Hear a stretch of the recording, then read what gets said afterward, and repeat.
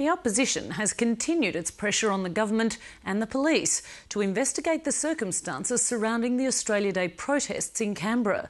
But Indigenous leader Pat Dodson has urged Australians to look beyond the actions of the tent embassy demonstrators and to consider what has so upset them. In a speech at the University of New South Wales tonight, he said it was simply too simplistic to condemn their behaviour. Amy Bainbridge reports. The political fallout over the Australia Day protests has lasted days, with the opposition continuing to demand to know who knew what and when.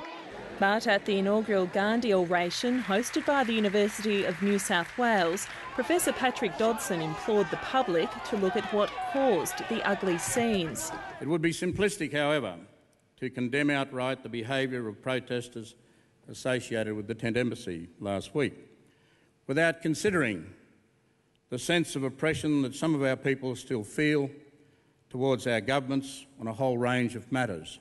I will always condemn bad manners and unnecessarily aggressive behaviour by whomever, but I will also defend people's rights to assert their political position and try to look at the heart of why people feel so oppressed that they feel violent confrontation is the only recourse to the resolution of their position.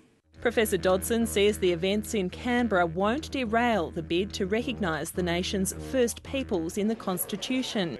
He's part of a panel that has handed a report to the Prime Minister recommending changes to the Constitution to recognise Aboriginal and Torres Strait Islanders.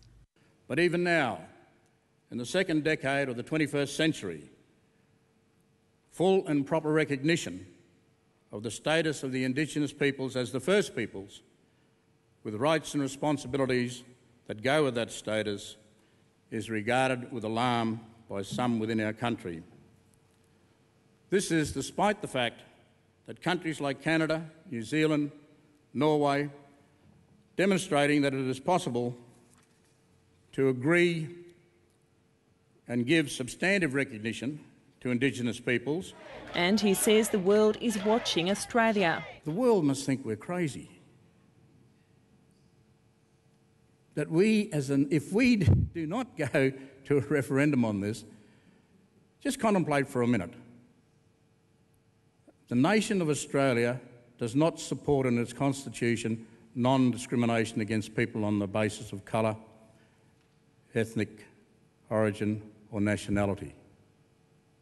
Just contemplate that when you go to New York or you go to Bangladesh or you go to China or India.